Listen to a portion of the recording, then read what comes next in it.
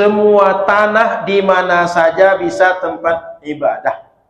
Kemudian bisa tanahnya digunakan untuk tayamum. Ini menjadi dalil bagi kita bahwa mau ibadah di masjid atau tidak di masjid boleh. Di masjid yang ada kuburan di sekitarnya atau tidak boleh. Ini buktinya. Hadis menyebutkan di mana saja tanah apa? Yang suci. Jadi Bapak Ibu tak ada masalah kalau dekat masjid ada kuburan, di bagian kiblat ada kuburan, di samping ada kuburan, di belakang ada kuburan, di sekitarnya ada kuburan, tak ada masalah. Secara konkret, realita, Masjid Nabawi itu di dalamnya ada kuburan Sayyidina Abu Bakar, Sayyidina Umar bin Khattab, kuburan Nabi Muhammad. Di sekelilingnya itu ada pekuburan Baqi'.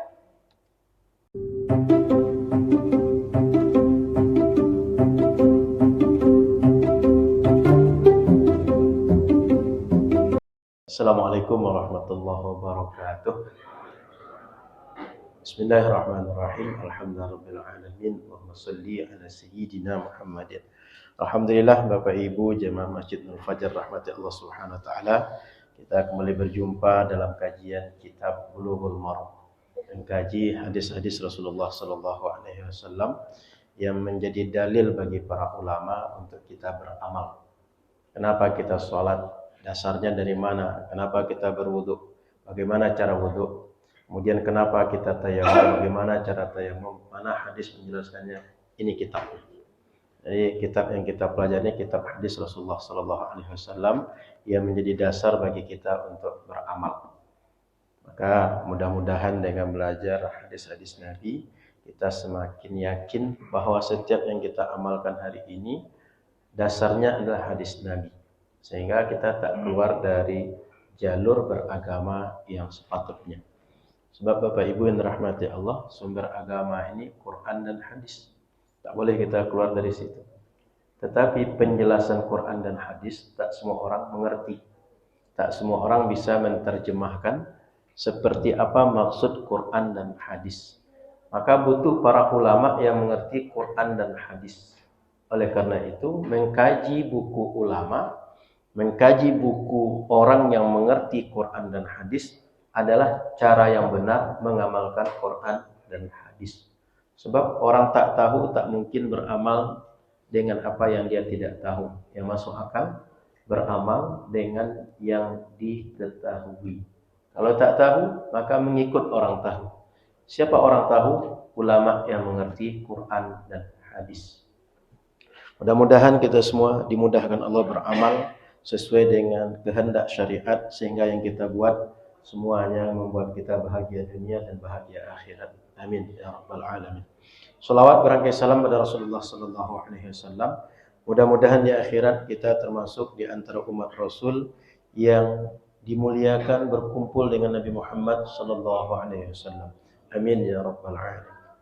Baik, malam ini kita melanjutkan kitab Bulughul Maram. Di kitab saya hadisnya nomor 125.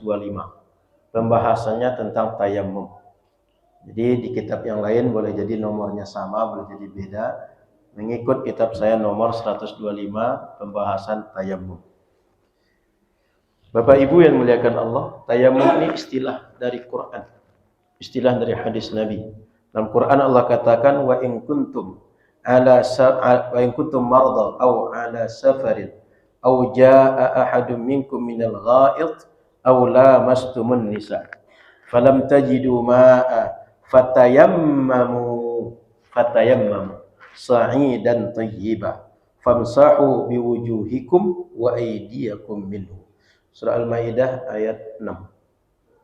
Kata Al-Quran, kalau kalian sakit atau safar karena kita bepergian, atau kita baru balik dari kamar mandi selesai berwudu kemudian menyentuh perempuan, ketika akan berwudu lagi tak dapat air, apa kata syariat?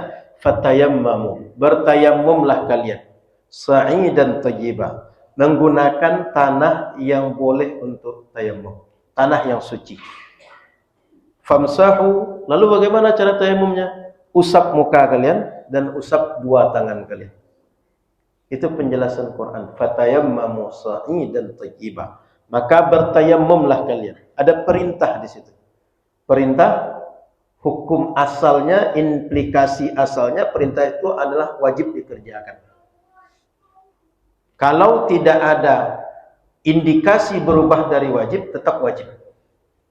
Kalau seandainya ada indikasi hukum yang lain, mungkin dia menjadi sunnah, mungkin dia menjadi mubah dibuat. Maka hadis ini bagian dari, ayat ini bagian dari perintah yang mesti dibuat. Kapan? Ketika tak bisa menggunakan air. Sehingga tidak sah ibadah kecuali bertoharoh yang benar. Toharoh yang benar itu asalnya dengan air. Tak bisa dengan air, baru maju pengganti, yaitu tayammum. Sehingga toharoh dengan air wajib, tak bisa dengan air, wajib diganti dengan tayammum. Quran menjelaskan. Dalam istilah para ulama, tayammum itu kata mereka al-qasdu, bermaksud. Apa maksudnya? Wa fi syar'i al-qasdu ila as-sa'idi li mashil wajhi wal yadaini bi niyyati istibahati shalah. Kita bermaksud menggunakan tanah untuk apa? Mengusap wajah, mengusap kedua tangan agar boleh sholat. Itu tayammum itu. Kita bermaksud menggunakan tanah dengan mengusapkan kepada wajah dan kedua tangan agar boleh sholat. Sebab orang tidak toharoh tak boleh sholat. Yang boleh sholat itu hanya orang toharoh. Makanya kalau ada orang tak toharoh lalu dia sholat, dia main-main. Kalau ada orang sengaja macam itu bisa kufur. Jadi tak boleh main-main dengan ibadah. Kalau ingin ibadah, penuhi rukun syaratnya. Apa rukun syaratnya? Di antara rukun syaratnya toharoh, mesti suci. Di antara rukun syaratnya menghadap kiblat. Di antara rukun syaratnya tutup aurat. Di antara rukun syaratnya adalah di tempat yang bersih dari najis, di tempat yang tidak ada berbagai hal yang menghalangi sah salat di situ, termasuk menutup aurat dan lain-lain. Maka Bapak Ibu yang rahmati Allah Subhanahu wa taala, tayammum ini wajib ketika dia menggantikan wudu. Karena wudu tak bisa. Kita masuk pada hadis. Hadis ini pertama ditulis oleh Imam Ibnu Hajar tentang kelebihan umat Nabi Muhammad. Ada 5 kelebihan umat Nabi Muhammad yang tak dimiliki umat yang lain. Wabihi ilaiqal. Dengan sanad kita yang bersambung kepada Imam Ibnu Hajar. An Jabir bin Abdullah. Dari jalur sahabat Jabir bin Abdullah radhiyallahu ta'ala anhuma. Semoga Allah ridai sahabat Jabir dan ayahnya Abdullah. Anna Nabiya sallallahu alaihi wasallam qala. Kata sahabat Jabir, Nabi bersabda. Apa sabda Nabi? U'titu khamsan. Aku, Muhammad, diberi 5 hal. Tak disebutkan siapa yang memberi. Kenapa? Sudah tahu, yang memberi ini pasti Allah. Aku diberi 5 hal. Lam yu'tahunna ahadan qabli. Yang tak diberikan seorang pun sebelum aku. Maknanya Nabi dan Rasul, apalagi umat yang terdahulu, tak ada yang dikasih 5 ini. Aku baru yang dikasih, yang lain tak dikasih. Apa yang 5 itu? Nusirtu birru'bi masirata syahrin. Aku ditolong Allah dengan munculnya rasa takut pada lawan, padahal jarak masih sebulan perjalanan. Ibarat orang menyerang dari Jakarta ke Pekanbaru, kalaulah ditempuh perjalanan 1 bulan perjalanan. Baru di Jakarta, belum sampai Pekanbaru, udah cemas duluan. Sudah takut duluan musuh itu. Apalagi berhadapan face to face dengan Nabi. Apalagi berhadapan di medan perang, jumpa langsung dengan Nabi dan pasukan Nabi. Jadi sudah ada rasa gentar, rasa cemas. Belum berjumpa dengan Nabi. Jarak jauh saja, sudah takut. Itu keistimewaan pertama. Yang kedua, وَجُعِلَتْ لِيَ الْأَرْضُ مَسْجِدًا وَطَهُورًا. Allah jadikan untukku al-ardu, tanah. Semua tanah di bumi ini. Masjidan, boleh tempat bersujud, dan boleh sebagai alat bertaharah. Jadi umat Nabi Muhammad sholat di mana saja boleh Bapak Ibu. Yang penting bersih dari najis. Selama ini kan kita kalau lagi di ladang masuk waktu sholat, sholat di ladang. Lagi di bangunan, masuk waktu sholat, sholat di situ. Yang kerja di proyek sedang di lapangan, masuk waktu sholat, sholat di situ. Yang sedang di pasar, masuk waktu sholat, sholat di pasar. Yang sedang di kantor, masuk waktu sholat, sholat di kantor. nggak mesti di masjid. Umat dahulu itu tidak sah salat dan tak dianggap ibadah kecuali di tempat ibadah mereka. Sampai sekarang masih ada umat yang begitu. Disebut ibadah kalau datang ke tempat ibadah mereka. Betul. Kita di mana saja bisa ibadah. Ini tak dimiliki umat yang lain. Fa ayyuma rajulin min ummati adrakathu shalah falyusalli. Maka di mana siapa saja orang di antara umatku mendapati waktu salat sudah masuk, hendaklah dia salat di mana dia berada saat itu. Kalau sedang di kapal, salat di kapal. Sedang di lapangan, salat di lapangan. Sedang di rumah, salat di rumah. Betapa rahmatnya agama ini. Maka orang sakit tak bisa dia berangkat ke masjid, tak bisa dia berwudu, bisa dia salat di atas dipan dia berbaring, tayamum. Itu rahmat, mudah, meringankan. Itu untuk Nabi Muhammad. Yang ketiga lagi, wa uhillat liyal ghanaim wa lam tahilla li ahadin qabli. Dihalalkan bagiku ghanimah dan tak boleh untuk umat sebelumku dulu. Maknanya, kalau ada perang lawan musuh, kalah musuh, semua logistik yang dibawa musuh, apakah berbentuk pangan, makanan, atau berbentuk kekayaan, bawa emas dia, bawa barang-barang berharga dia, atau berbagai pakaian perang, alat senjata perang, itu boleh diambil oleh pemenang. Aturan perang begitu. Dulu tidak boleh. Kalau dah menang sudah, tinggalkan harta, logistik lawan untuk lawan. Tapi untuk Nabi Muhammad, kalau perang menang, semua logistik lawan yang bernilai uang boleh diambil. Pasukannya ditawan. Para perempuannya jadi wanita-wanita tawanan juga. Sehingga jadi budak. Bisa diperistri, bisa dimerdekakan. Itu efek perang setelah Nabi Muhammad SAW.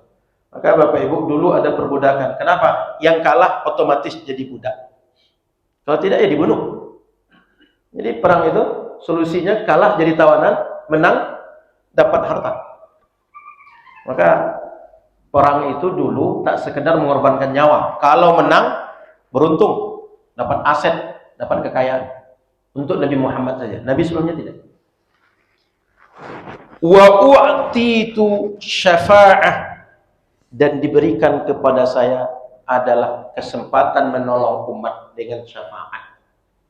Jadi Nabi Muhammad di akhirat kita susah, takut, beliau mencari kita. Ana laha, aku yang akan tolong dia, kata Nabi Muhammad. Kita jangankan di akhirat, di dunia aja kadang tak ingat dengan orang baik pada kita. Tak ingat dengan keluarga kita sendiri. Kadang-kadang orang tua kita tak ingat kita. Di akhirat Nabi Muhammad tak ada hubungan nasab dengan kita, dicarinya kita. Selama kita umat Nabi Muhammad.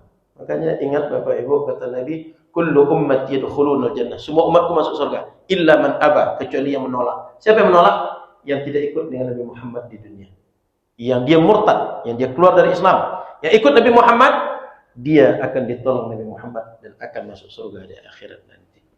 Maka pesan saya susah-susah hidup, seberat-berat penderitaan hidup, jangan sampai dialih haluan hidup. Jangan sampai keluar dari Islam. Jangan sampai murtad. Simpel aja hidup nih. Terjadi sesuatu sesuai mau kita, senang kita, syukur.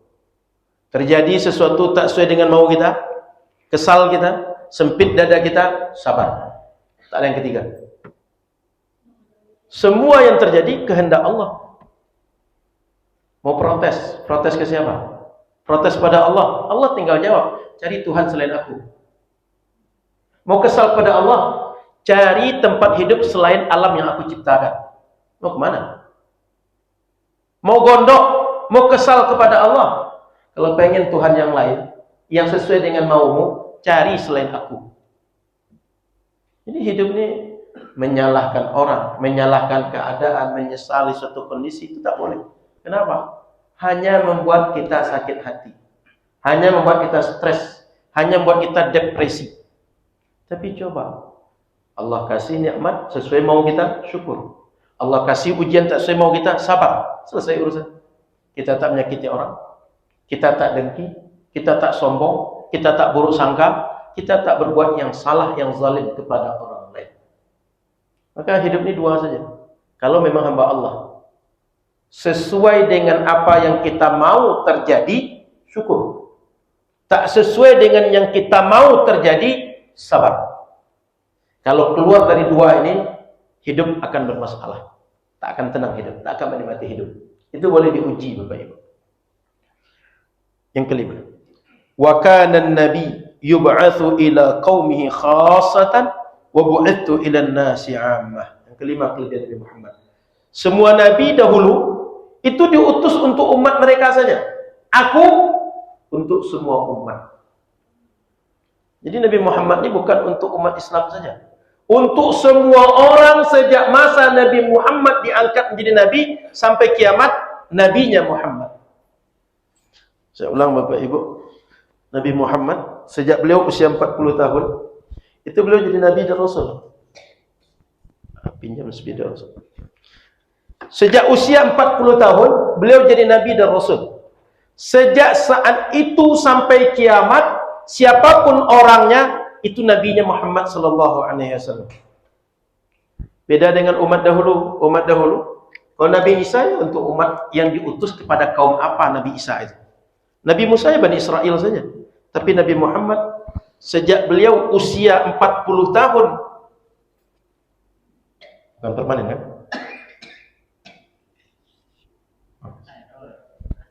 Udah lama tak dipakai, lama diam. Ini baru, cuma lama diam. Karena saking lamanya diam, beku dia. Maka Bapak Ibu jangan terlalu lama diam-diam, supaya jangan beku. Bapak Ibu yang dirahmati Allah Subhanahu wa taala. Jadi semua umat sejak Nabi Muhammad usia 40 tahun, semua orang di dunia ini umat Nabi Muhammad. Maka umat ini ada yang ikut beliau, ada yang tidak. Yang ikut beliau itu siapa? Yang bersyahadat. Yang bersyahadat itu, itulah yang satu-satunya masuk surga, kata Nabi Muhammad. Yang tak bersyahadat tak masuk surga. Banyak yang tak bersyahadat itu. Mau ajaran apapun banyak di dunia ini berkembang sekarang. Yang satu-satunya masuk surga, itulah umat yang bersyahadat. Makanya umat Nabi Muhammad bagi dua. Ada umat yang memenuhi dakwah Nabi Muhammad, ada yang tak memenuhi dakwah Nabi Muhammad. Yang memenuhi dakwah itulah yang selamat. Yang tak memenuhi dakwah itu yang tak selamat. Dan ini beragam. Saya pernah jelaskan di sini. Dan itu video itu viral di Nurul Fajar Online. Saya tengok tadi lebih 300.000 yang nonton video itu. Boleh tengok di Nurul Fajar Online. Di antaranya urutan ketiga paling populer di Nurul Fajar Online. Ini kan setiap pekan diumumkan di sini. Jadi Bapak Ibu yang dirahmati Allah Subhanahu wa taala, semua sejak Nabi Muhammad umur 40 tahun untuk umat beliau. Karena umur 40 tahun jadi Nabi dan Rasul. Dan beliau menyebutkan, aku diutus untuk semua manusia. Bukan hanya orang Quraisy. Kalau hanya untuk orang Quraisy, Nabi kita bukan Nabi Muhammad. Ada yang orang Quraisy di sini? Ada yang orang Quraisy kita nih? Jangankan orang Quraisy. Dulu kita masuk Melayu atau bukan, belum tahu kita nih. Jangan-jangan kita yang hanyut dari mana? Apakah yang datang dari Cina, atau yang datang dari mana, Yunani kuno, tidak tahu kita.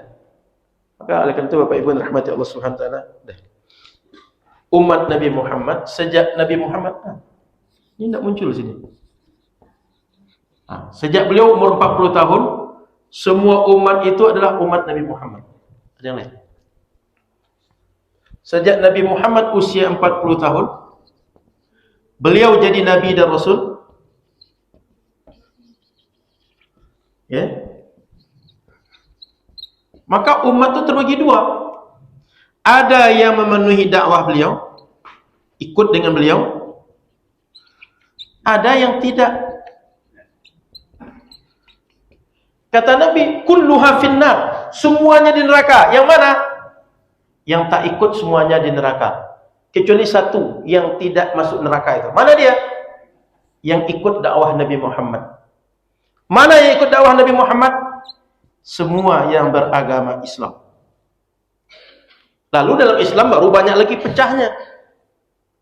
Ada yang ahlu sunnah, ada yang syiah, ada mu'tazilah, ada khawarij, dan seterusnya. Maka ketika di dalam ini baru ada dua, ahlu sunnah dan ahlul bid'ah. Begitu petanya Bapak Ibu.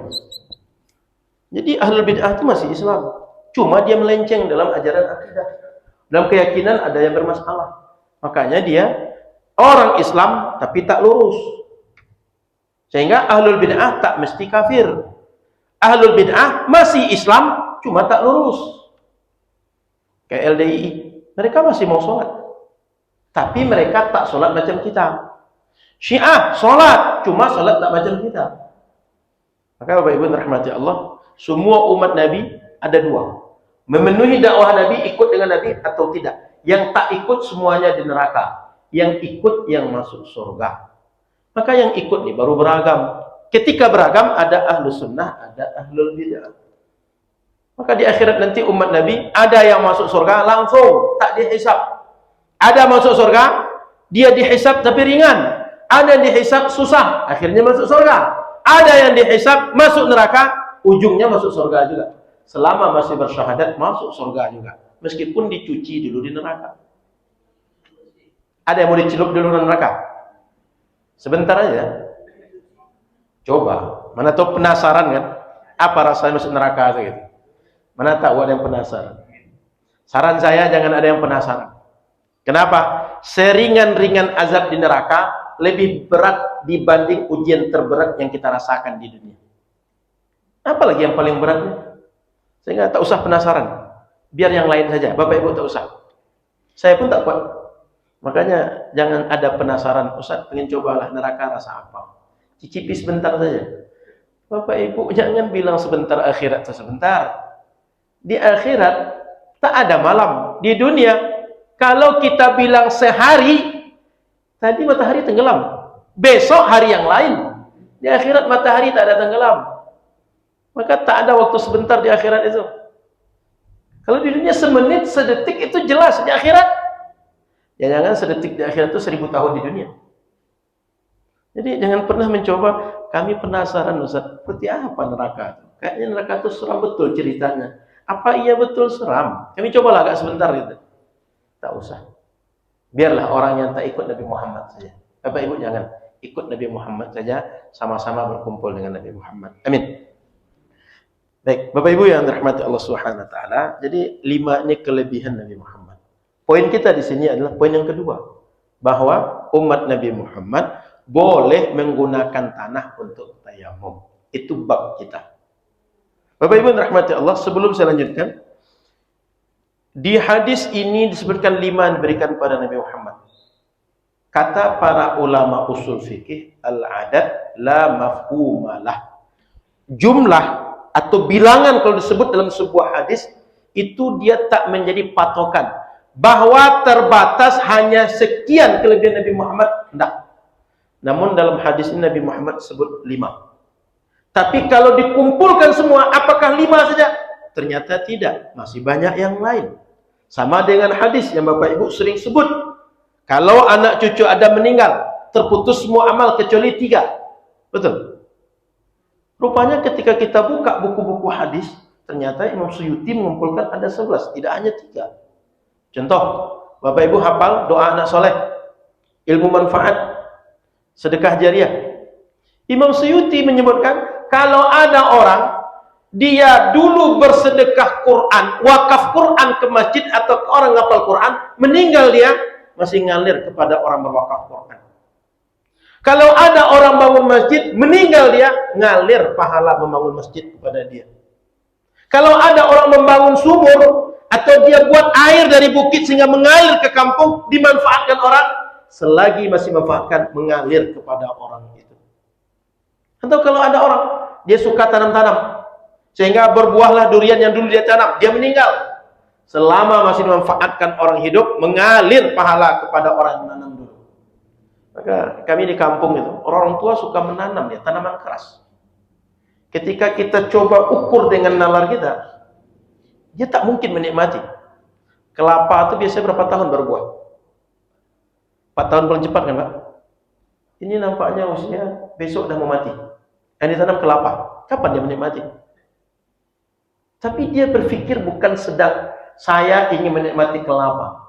Tapi dia berpikir kelapa ini akan tumbuh, diambil orang lidinya, aku berpahala, diambil orang pelepahnya, aku berpahala, dijadikan atap oleh orang daunnya, aku berpahala, diambil batangnya jadi jembatan, aku berpahala, diambil buahnya, aku berpahala.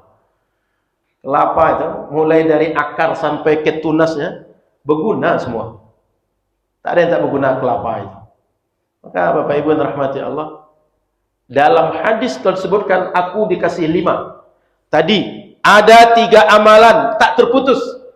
Bilangan atau angka 3, angka 5 dan seterusnya dalam ulama usul fikih menyebutkan la mafhumalah, tak dijadikan patokan.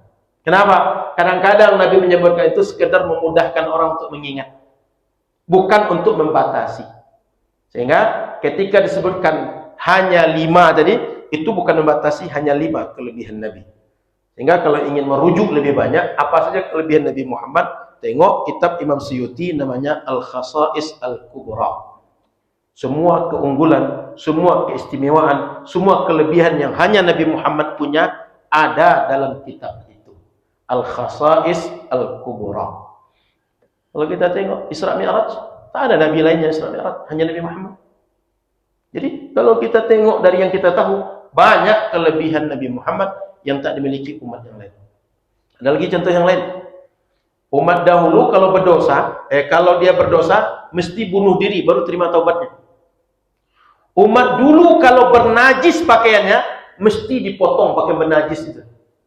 Umat Nabi Muhammad mudah bersihkan najis. Kalau berdosa mudah taubatnya. Beda dengan umat dahulu. Maka Bapak Ibu yang rahmati Allah Subhanahu wa taala, banyak kelebihan umat Nabi Muhammad dan kelebihan nabinya Nabi Muhammad sallallahu alaihi wasallam. Sehingga Bapak Ibu yang rahmati Allah, sekali lagi, bilangan yang 5 tadi bukan pembatas, tapi memudahkan orang. Kalaulah ada orang mengingat, kalaulah ada orang mencoba mengetahui apa sih kelebihan Nabi Muhammad, ini dia 5. Dan sudah menjadi tabiat kita. Kalau menghafal sesuatu, ada poin-poinnya itu mudah dihafal. Dibanding yang tak ada poinnya. Itu sebagian orang begitu. Terpetakan pemikirannya. Maka Bapak Ibu yang dirahmati Allah Subhanahu wa taala, 5 tadi tak menjadi pembatas bahwa hanya 5. Baik, Bapak Ibu yang dirahmati Allah. Tadi sudah kita bahas tentang musuh sebulan perjalanan sudah takut. Sudah itu ada sedikit yang agak mau saya bahas. Semua tanah di mana saja bisa tempat ibadah. Kemudian bisa tanahnya digunakan untuk tayamum. Ini menjadi dalil bagi kita bahwa mau ibadah di masjid atau tidak di masjid boleh. Di masjid yang ada kuburan di sekitarnya atau tidak boleh. Ini buktinya. Hadis menyebutkan di mana saja tanah apa? Yang suci. Jadi Bapak Ibu tak ada masalah kalau dekat masjid ada kuburan. Di bagian kiblat ada kuburan, di samping ada kuburan, di belakang ada kuburan, di sekitarnya ada kuburan, tak ada masalah. Secara konkret, realita, Masjid Nabawi itu di dalamnya ada kuburan Sayyidina Abu Bakar, Sayyidina Umar bin Khattab, kuburan Nabi Muhammad. Di sekelilingnya itu ada pekuburan Baqi'. Kira-kira masjid yang lain kalau ada kuburan, boleh sholat atau tidak? Kalau tak boleh, kenapa Nabawi boleh sholat? Ngerti nalarnya? Itu real di Nabawi itu. Oh Ustaz, dulu kuburan Nabi, kuburan Abu Bakar di luar Masjid Nabawi, bukan dalam masjid. Pertanyaannya, kalau di luar masjid, dulu, masjid di sekitar kita juga kuburan luar masjid. Boleh atau tidak? Mestinya boleh juga. Sudah itu pertanyaan lanjutan.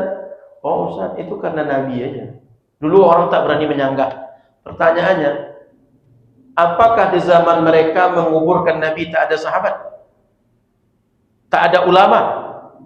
Kalau tak ada sahabat, tak ada ulama, wajar, salah. Tapi kalau ada sahabat, ada ulama yang ngerti Islam, dibiarkan dikubur situ, bahkan mereka yang mengusulkan kuburkan di situ, berarti ini menunjukkan bahwa kuburan di dekat masjid boleh. Orang kan bingung, Nabi mau dikuburkan di mana? Semua orang cari informasi. Kira-kira Nabi mau kita kuburkan di mana? Sampai akhirnya tanya kepada Abu Bakar, ada enggak keterangan Nabi ini kalau mati dikuburkan di mana? Lalu kata Abu Bakar, bahwa Nabi, siapapun Nabi, kalau meninggal, di mana dia meninggal, di situ dikuburkan. Nabi meninggal dalam kamar rumah Sayyidah Aisyah.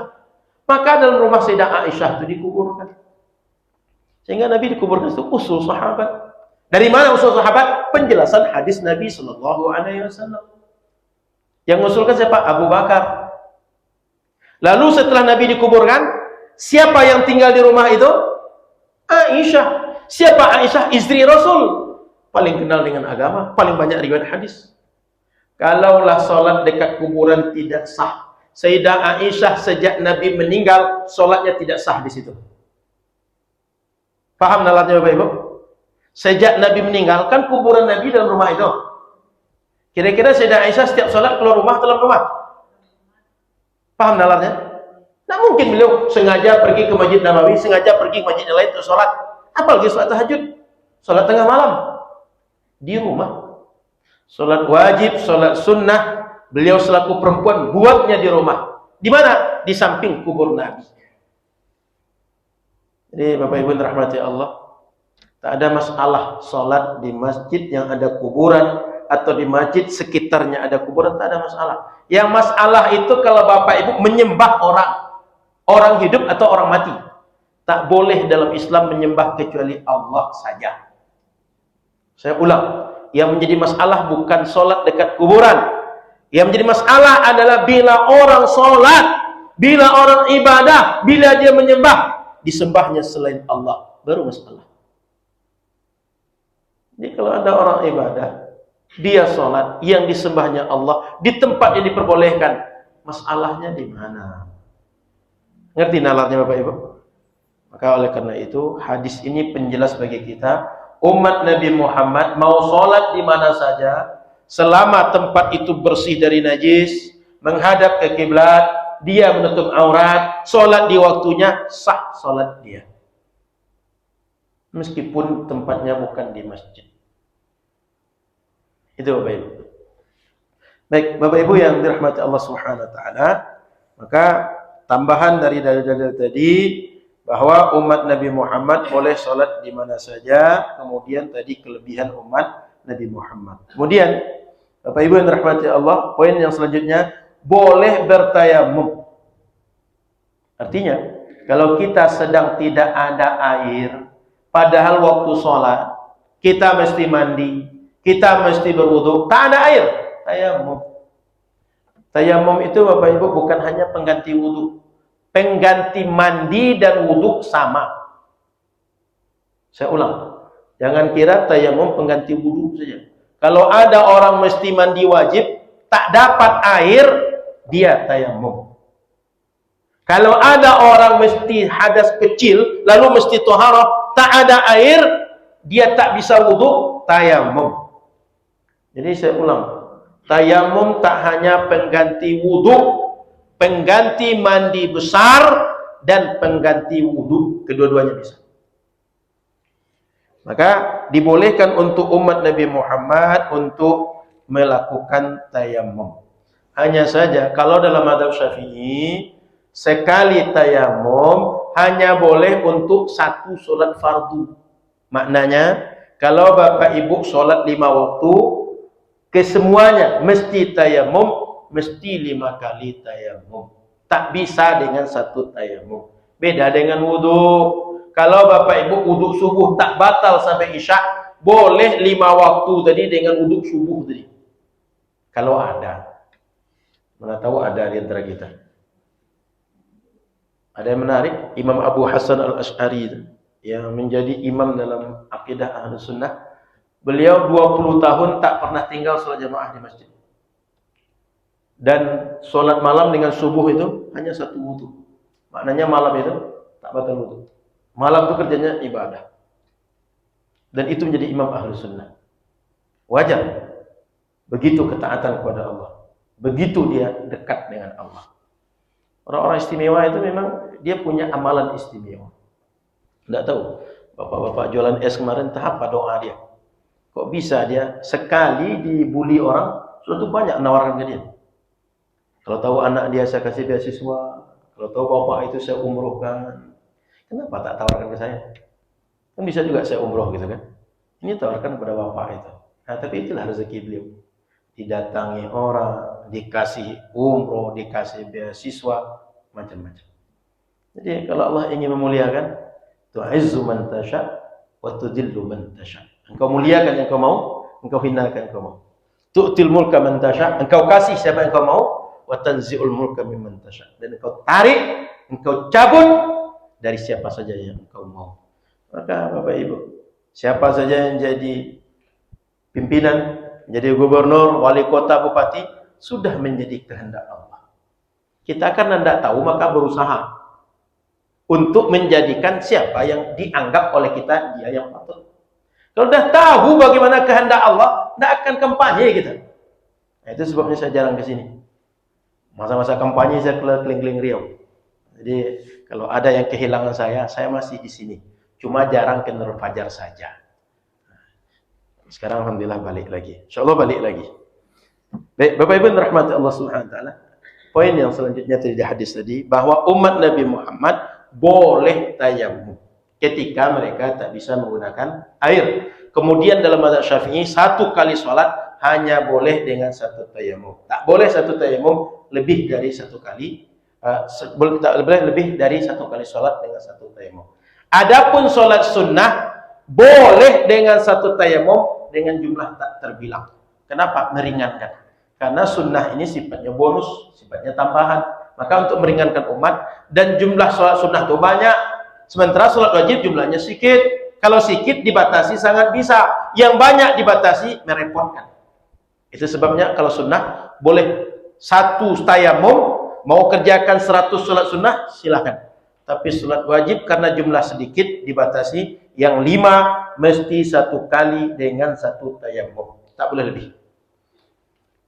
Kemudian Bapak Ibu yang dirahmati Allah Subhanahu wa taala, kata mazhab Hambali lain lagi, ayaf'ala ma'al fardhi mithlahu ka salatin fa'ita aw majmu'atin maha wa yasihu tanafful wa ma ila dhalik. Kata mazhab Hambali, dia kerjakan solat fardu dan solat-solat yang fardu juga tapi bukan ada. Contoh, ada orang solat qadha, itu boleh dengan tayamum juga. Tadinya dia tak bisa solat subuh karena ketiduran, sehingga dia qadha, dengan tayamum juga boleh. Zuhur nanti dengan tayamum yang sama itu juga boleh. Maknanya dia subuh qadha dengan zuhur satu kali tayamum itu boleh. Mazhab Syafi'i tidak. Hanya satu solat fardu. Kalau ada solat qadha mesti satu tayamum juga. Bapak Ibu yang dirahmati Allah Subhanahu wa taala, kata mazhab Hanafi lain lagi, ayu addiya bitayammum ma syaa minal fara'id wan nawafil. Kata mazhab Hanafi, semua solat fardu, semua solat sunnah boleh dengan satu tayamum. Mazhab Syafi'i tidak dibatasi. Jadi Bapak Ibu, mereka ini bukan berbeda dalam berdalil.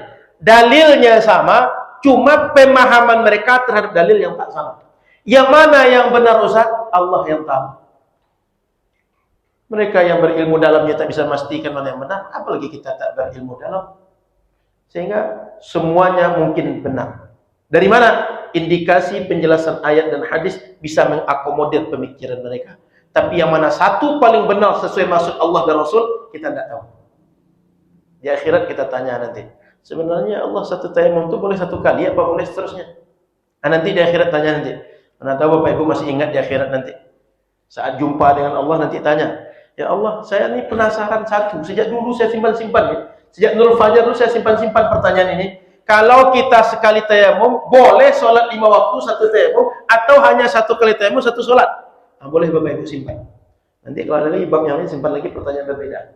Sehingga di akhirat ada alasan untuk berjumpa dengan Allah. Ya Allah, aku ingin jumpa. Ada apa ingin jumpa? Ada satu penasaran belum aku jawab. Tolong dijawab ya Allah.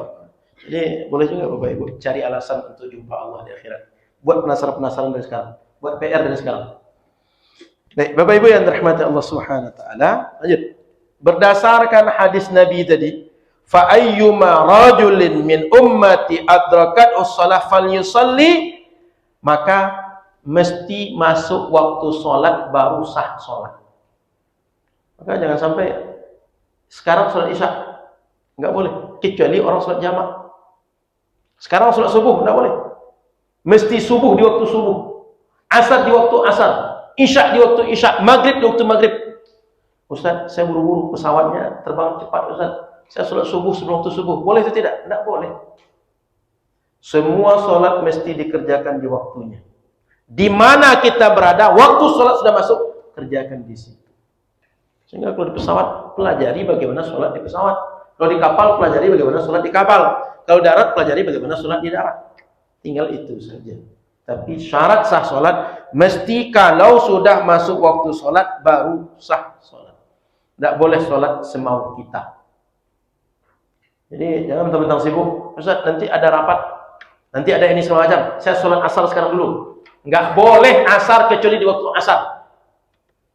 Sama dengan haji, boleh haji sekarang. Ustaz, kalau haji itu kan orang kan desak-desakan, bisa mati kami Ustaz. Sudah banyak orang bisa mati Ustaz. Kami berangkat sekarang saja, boleh? Tak boleh. Kenapa? Bukan waktu haji. Jadi jangan pula nanti kira, Ustaz, biar tak mati kita di sana, menyelamatkan nyawa kan penting Ustaz. Kami berangkat jalan duluan pergi haji ke sana. Kan tempatnya sama Arafah, Muzdalifah, Mina, sama di Makkah. Tak boleh kecuali di musim haji. Jadi siapapun yang berangkat ke tanah suci bukan di musim haji, jika niatnya untuk haji, secara otomatis oleh syariat dianggap itu niat umroh. Saya ulang, kalau ada orang berangkat ke tanah suci bukan di waktu haji, niatnya haji, oleh syariat dia dianggap umroh, bukan haji, meskipun niatnya haji. Kenapa? Tidak sah kecuali di waktu haji. Sama dengan sholat, tidak sah kecuali di waktu sholat. Puasa Ramadan, tidak sah kecuali di Ramadan. Saya ingatkan, Ramadan sudah kurang 100 hari dari sekarang. 90 berapa hari lagi? 86 hari lagi. 86 hari lagi, kurang 3 bulan, kita sudah Ramadan. Maka kalau hari ini Bapak Ibu punya duit, simpan-simpanlah duit itu, agar bisa sedekah untuk perbukaan orang puasa Ramadan. Simpan-simpan duit agar bisa sedekah untuk sahur orang Ramadan. Simpan-simpan duit agar bisa untuk membiayai orang iktikaf Ramadan. Simpan-simpan duit agar bisa untuk bersedekah dan segala macam untuk anak yatim, orang susah. Karena di Ramadan pahala perbuatan kita sama dengan sekarang, perbuatannya sama dengan sekarang, pahalanya beda. Jadi kalau ada yang punya duit simpanan yang agak berlebih-lebih, simpan-simpankan untuk Ramadan. Buat nanti di Masjid Nurul Fajar berbuka bersama. Datang 100 orang, 200 orang sehari kan. Syiar agama hidup. Iktikaf ramai penuh masjid kita. Syiar hidup. Berbuka, sahur ditanggung oleh jamaah. Yang sedekah jamaah, yang makan jamaah, yang menikmati jamaah. Tapi semuanya dalam rahmat Allah. Pengurus dapat pahala. Kenapa? Pengurus yang menggerakkan. Maka Bapak Ibu yang rahmati Allah, Ramadan sudah dekat. Kalau tengok angka itu 86 hari lagi, kurang 3 bulan. Dari sekarang yang punya duit, sisihkan duit untuk beramal di Ramadan nanti. Pandai-pandai menyimpannya, mengarahkan untuk beramal di Ramadan nanti. Lanjut. Kemudian dari hadis tadi Bapak Ibu yang rahmati Allah Subhanahu wa taala, poin yang bisa kita ambil lagi adalah bahwa kerasulan Nabi Muhammad itu adalah untuk ikhtilafi ajnasihim wa amakinhim wa usurihim ila yaumil qiyamah. Nabi Muhammad diutus Allah untuk semua jenis manusia, semua bangsa, semua bahasa, semua kulit manusia ini, yang kulit hitam, kulit kuning, kulit merah, pokok semua kulit, nabinya Nabi Muhammad, tak ada bedanya. Sehingga Bapak Ibu yang dirahmati Allah Subhanahu wa taala, Nabi Muhammad adalah nabi untuk semua umat sampai kiamat nanti.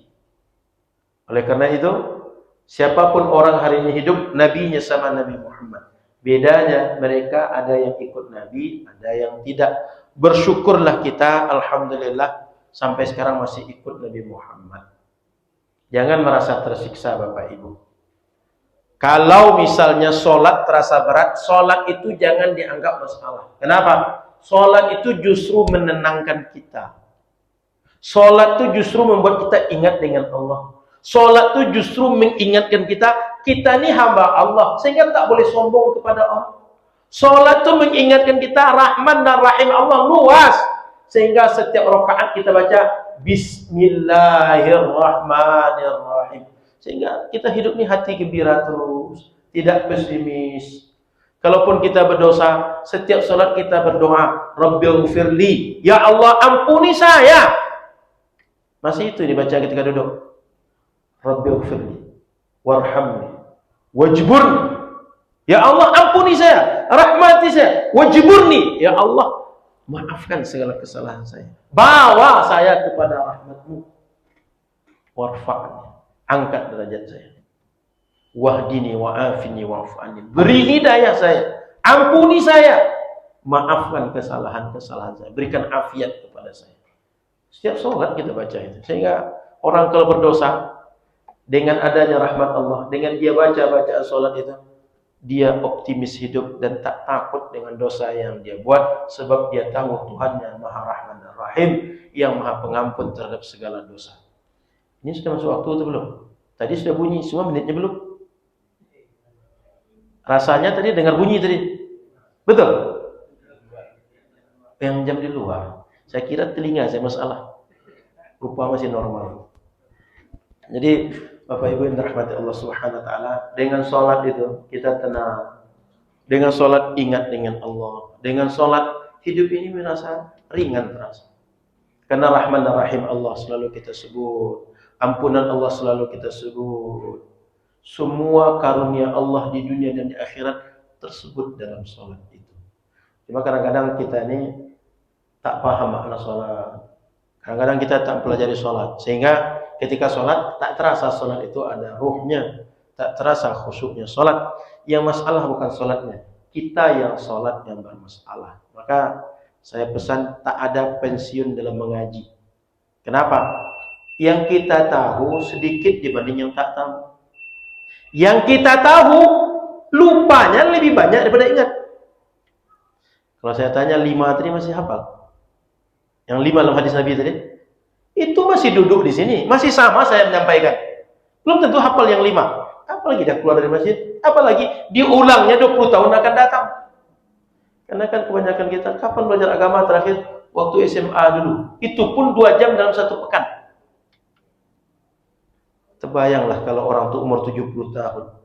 Terakhir waktu SMA belajar agama. SMA itu paling umur 17, 18, umur 16. 16 tahun ke 70. 54 tahun. Jangankan 54 tahun. 54 menit dia masih lupa. Apalagi 54 tahun. Jadi saya ulang. Tak ada pensiun mengaji. Tak mengaji Nurul Fajar di masjid yang lain. Tak mengaji dengan saya, dengan ustaz yang lain. Tak mengaji di tempat-tempat yang selama ini kita mengaji, di tempat baru mengaji.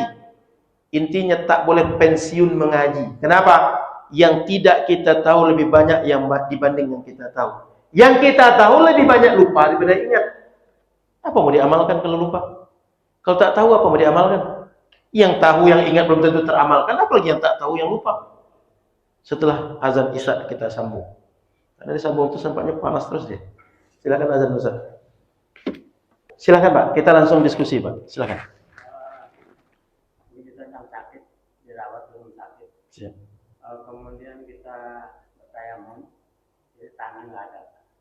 Jadi dengan apa kita bertayamum? Punya sakit dirawat, kita berair, tangan pun nggak ada. Baik. Jadi kalau tanah tak ada, di luar rumah sakit kan ada tanah. Kalau tanah tak ada, tinggal tanah dibawa ke dalam. Tanah dibawa itu kan simple. Ambil kantong, masukkan tanah, lalu tanah tadi diusap, jadikan tayamum. Kalau tanah tak ada. Artinya dalam rumah sakit tak mungkin ada tanah. Karena tak disediakan orang mengotori. Jadi diambil dari luar. Kalau ingin tayamum. Dalam mazhab Syafi'i, tayamum itu mesti berasal dari debu yang keluar dari tanah. Artinya tanah itu, kalaulah dia kering, sehingga kita tepuk, keluar debu.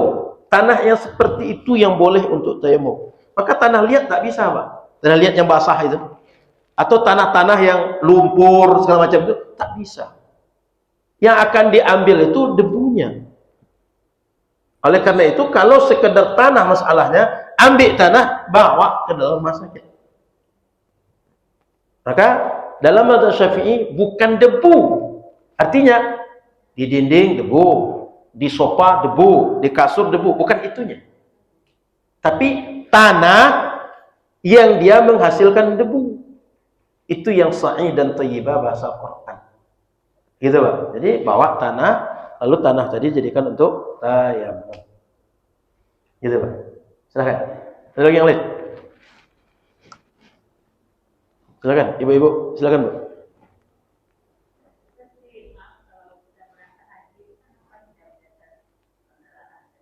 Ya, Bu.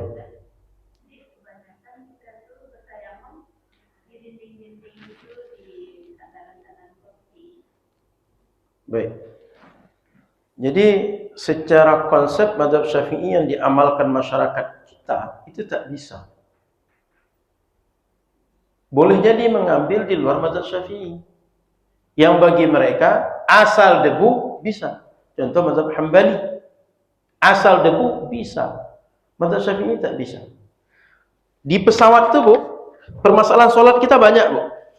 Apa permasalahan sholat yang banyak itu? Satu, tayamum tadi. Dua, menghadap kiblat. Tiga, berdiri dalam sholat. Itu masalah semua aja. Satu, tadi tayamum. Alatnya tak ada. Dua, arah sholat.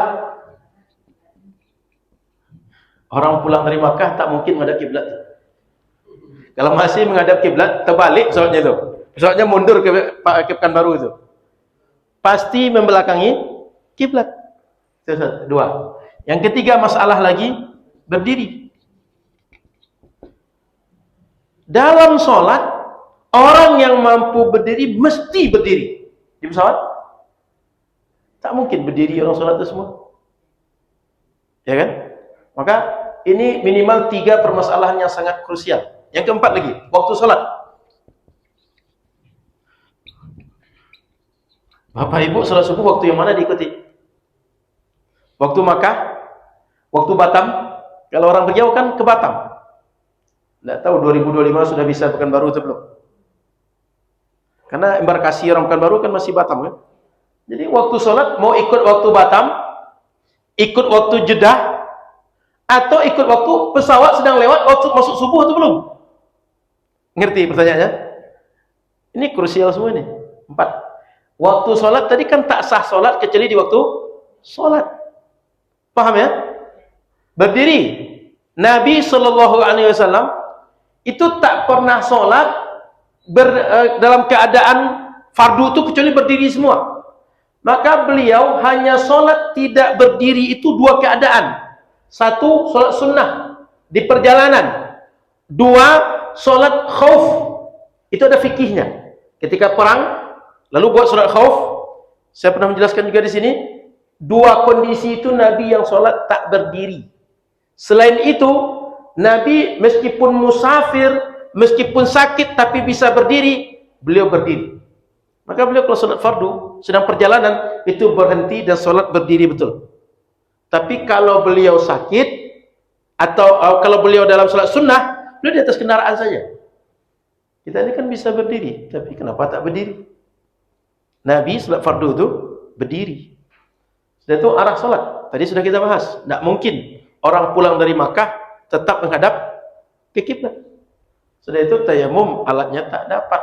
Maka orang yang musafir untuk haji dan umroh, solusinya sholat jamak. Baik jamak takdim atau takhir. Tinggal tengok waktu. Sudah masuk yang mana satu? Takdim atau takhir. Sudah itu apalagi solusi yang lain? Salat li hurmatil waqti. Apa salat li hurmatil waqti ini maksudnya? Ketika masuk waktu salat, syarat sah salat tak terpenuhi. Contoh menghadap kiblat tak bisa, berdiri tak bisa, tayamum tak bisa. Maka caranya asal masuk waktu sholat, sholat dengan kondisi apa adanya, tapi begitu sampai di tempat kita sudah bisa normal sholat, kita ulang sholat yang tadi tak sempurna. Kenapa diulang? Yang kita kerjakan belum sempurna. Kenapa kita kerjakan di waktunya? Perintah syariat ketika masuk waktu sholat, kita sholat.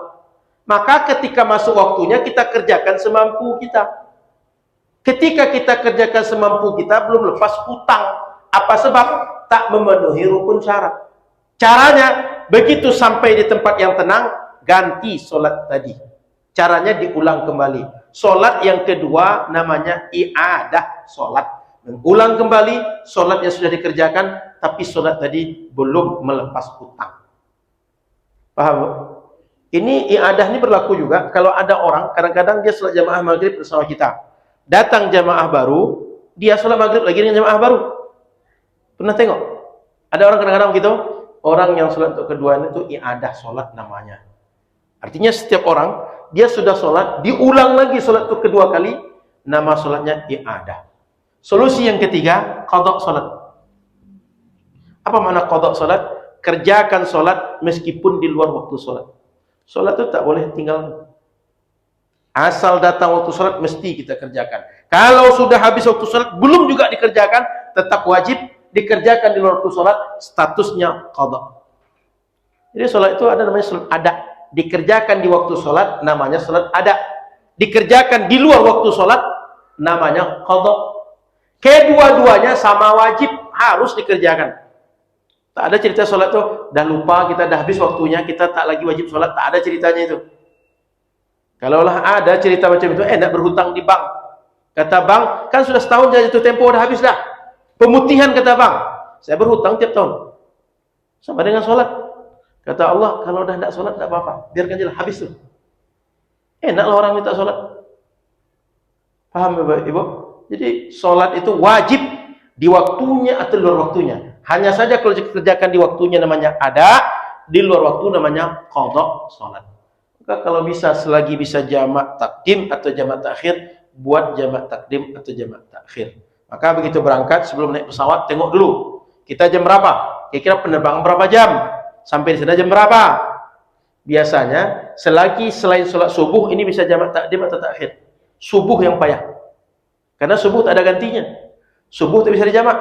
Maka jangan jamak subuh. Subuh jamak dengan zuhur. Subuh jamak dengan isya. Itu ajaran baru. Bid'ah itu. Saya kira itu, insyaallah kita sambung pekan depan. Hadis yang berikutnya tentang tayamum di saya hadis nomor 126. Terima kasih. Mohon maaf salah dan kurang. Subhanaka wa bihamdika, asyhadu an la ilaha illa anta, astaghfiruka wa atubu ilaika. Assalamualaikum warahmatullahi wabarakatuh.